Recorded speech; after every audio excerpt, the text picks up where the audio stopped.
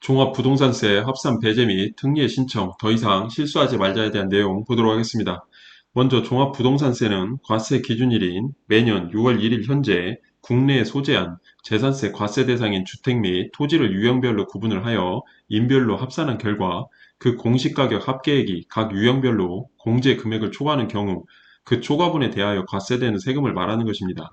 일정한 요건을 갖춘 임대주택이나 미분양주택 등과 주택 건설 사업자의 주택 신축용 토지에 대하여는 9월 16일부터 9월 30일까지 합산배제 신고하는 경우 종합부동산세에서 과세 제외되게 되는 것입니다. 해당 내용을 표로 정리를 해보면 공제 금액의 경우 주택은 9억 원, 1세대 1주택자의 경우에는 12억 원이 되겠습니다. 종합합산 토지의 경우에는 5억 원, 별도 합산 토지의 경우에는 80억 원이 되겠습니다. 공정시장가액 비율은 주택인 경우 60%, 종합합산 토지는 100%, 별도 합산 토지 100% 적용되겠습니다. 세율은 주택의 경우 2주택 이하 0.5에서 2.7%까지, 3주택 이상 0.5에서 5% 적용이 되겠습니다. 종합 합산 토지는 1에서 3%, 별도 합산 토지는 0.5에서 0.7%가 적용되겠습니다. 세액공제는 주택인 경우 1세대 1주택자, 연령별, 보유기간별 최대 80% 적용이 되겠습니다. 1세대 1주택자 특례 보도록 하겠습니다.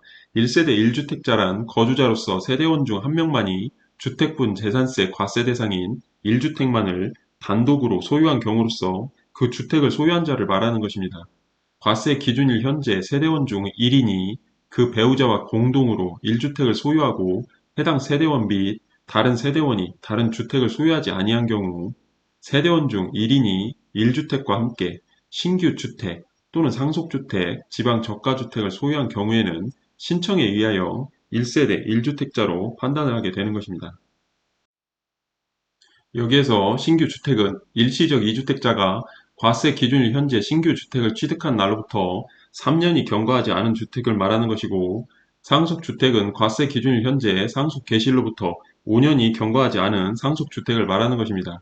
지분율 40% 이하, 공시가격 6억 원, 비수도권인 경우 3억 원 이하인 경우에는 기간에 대한 제한이 없습니다. 지방 저가주택은 비수도권 내 읍면지역, 비수도권 내 동지역 중 비광역시 지역, 수도권 내 연천, 웅진, 강화군 지역이 되겠습니다.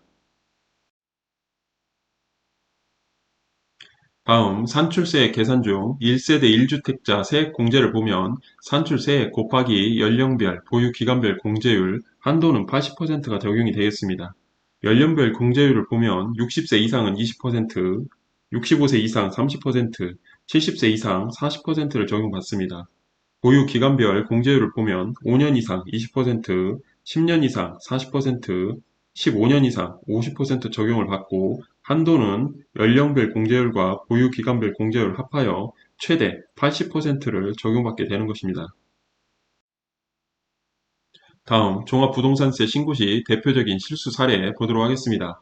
먼저 과세 기준일 때문에 2주택자인 김아무개 씨는 주택을 양도하면서 과세 기준일인 6월 1일을 지나서 해당 부동산에 대한 잔금을 받고 소유권 이전 등기를 하였습니다. 김아무개 씨는 1세대 1주택자로 종합부동산세를 납부하지 않아도 되겠다고 생각을 하였으나 과세 기준일인 6월 1일을 지나 잔금을 수령을 하고 소유권 이전 등기가 되면서 과세 기준일에는 2주택으로 판단이 되어 종합부동산세를 납부하게 된 경우가 되겠습니다. 다음, 배우자가 지방 저가주택을 취득하는 바람에 문제가 된 경우가 되겠습니다. 1세대 1주택자인 김아무개 씨는 지방 소재 저가주택을 취득을 하면서 계속 1세대 1주택자로 종합부동산세를 낼 수 있을 것으로 생각을 하여 1세대 1주택 특례를 신청하였으나 적용받지 못하였습니다. 김아무개 씨는 기존 주택과 지방 소재 저가 주택을 함께 소유를 하였다면 1세대 1주택자로 볼 수가 있었으나 김아무개 씨와 그 배우자가 각각 1주택을 보유했기 때문에 김아무개 씨는 1세대 1주택자 적용을 받을 수가 없는 것입니다. 지방 저가주택은 1주택을 소유한 사람이 해당 지방 저가주택을 함께 소유하는 경우에만 특례가 적용된다는 점을 유의하셔야 하겠습니다. 다음, 상속재산에 대한 소유자 신고를 하지 않아에 대한 내용 보도록 하겠습니다.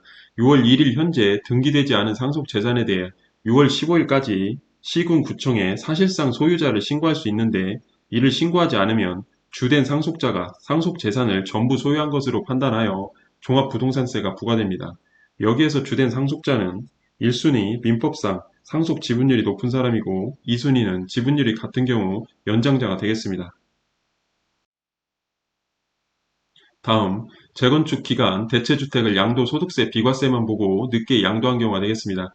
재건축 주택 완성일로부터 3년 이내에 양도하면 양도소득세가 비과세된다고 하여 대체주택 양도 시점을 미루다가 결국 2주택자로 판단을 하여 종합부동산세를 납부하게 되었습니다. 완성일로부터 3년 이내에 대체주택 양도는 양도소득세에만 영향을 주는 것이고 종합부동산세에 대한 판단은 따로 하는 것입니다. 그렇기 때문에 과세 기준일인 6월 1일 이전 대체주택 양도할 수 있다면 해당 연도 종합부동산세는 납부하지 않을 수도 있겠습니다. 다음, 재건축 주택을 취득하였으나 철거가 늦는 경우가 되겠습니다. 재건축 사업 구역 내 주택은 관리 처분 계획 인가 여부나 퇴거, 단전, 단수 및 폐쇄 조치 여부와 관계없이 실제 철거되는 때까지 종합부동산세가 부과되는 것으로 해당 주택이 실질적으로 철거가 되었는지 반드시 미리 확인해야 하겠습니다. 해당 주택이 철거되지 않았더라도 3년 이내에 철거 예정이라면 취득일로부터 최초로 도래하는 6월 1일이 지나기 전에 재건축조합에 신탁 등기를 하면 주택 건설 목적, 멸실 예정 주택으로 합산배제 신고하여 종합부동산세 부담을 줄일 수 있겠습니다. 다음, 주택에 거주하지 않아서가 되겠습니다. 합산배제 임대주택과 그 밖의 1주택을 소유한 경우 1세대 1주택자 적용을 받으려면 세대원 중 한 명만이 그 1주택을 소유하면서 그 주택에 주민등록을 하고 실제 거주하여야 합니다. 양도소득세와는 달리 종합부동산세는 예외가 없으므로 거주하지 않은 주택에 대해 1세대 1주택자 적용을 받을 수는 없는 것입니다. 다음, 임대주택을 합법적으로 포괄 양도하였으나에 대한 내용 보도록 하겠습니다. 임대주택에 대한 종합부동산세 합산 배제를 적용받기 위해서는 임대사업자가 임대주택 등록 후 임대 의무 기간 10년 동안 계속 임대하여야 하는 것인데 민간임대주택법에 따라 임대주택을 합법적으로 양도하는 경우에도 임대 기간이 승계되지는 않습니다. 임대 의무 기간 중에 임대주택을 양도하는 경우 경감받은 종합부동산세액과 이자 상당 가산액이 추징됩니다. 합산 배제를 적용받는 임대주택은 임대 의무 기간이 지난 후에 양도하도록 합니다. 정리를 해보면 부동산을 양도하면서 과세 기준일인 6월 1일이 지난 후에 잔금을 수령하게 되면 해당 연도 종합부동산세가 과세될 수 있으니 과세 기준일 이전 양도할 수 있도록 하여야 하겠습니다. 지방 저가주택을 취득하면서 1세대 1주택자 적용을 받기 위해서는 세대원 중 한 명만이 주택을 소유하여야 하고 다른 세대원은 무주택이어야 합니다. 6월 1일 현재 등기되지 않은 상속재산에 대해 6월 15일까지 시군구청에 사실상 소유자를 신고하지 않으면 주된 상속자가 상속재산을 전부 소유한 것으로 보아 종합부동산세가 부과됩니다. 재건축 기간 대체주택을 재건축 주택 완성일로부터 3년 이내 양도하는 것은 양도소득세 비과세 관련 조건일 뿐 종합부동산세는 과세 기준일인 6월 1일 기준 2주택으로 판단 시 과세될 수가 있습니다. 재건축 사업 구역 내 주택을 취득하는 경우에는 해당 주택이 철거되었는지 반드시 확인해야 하고 철거되지 않았다면 취득일로부터 최초로 도래하는 6월 1일이 지나기 전에 재건축 조합에 신탁 등기를 하면 주택 건설 목적, 멸실 예정 주택으로 합산 배제 신고하여 종합부동산세 부담을 줄일 수가 있겠습니다.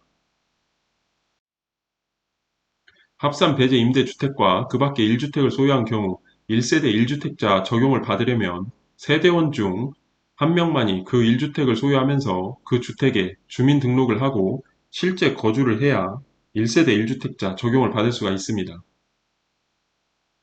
임대주택 종합부동산세 합산 배제를 적용받기 위해서는 임대사업자가 임대주택 등록 후 임대 의무 기간 10년 동안 계속 임대하여야 하는 것이며 포괄 양도를 하여도 경감받은 종합부동산세액과 이자 상당 가산액이 추징이 되는 것입니다. 관련 법 내용은 상황에 따라 달라질 수 있습니다. 시점별 확인이 반드시 필요합니다. 해당 내용은 단순한 예시일 뿐, 상황에 따라 모든 내용들은 달라질 수 있기 때문에 반드시 상담을 통한 판단이 필요할 것으로 보입니다.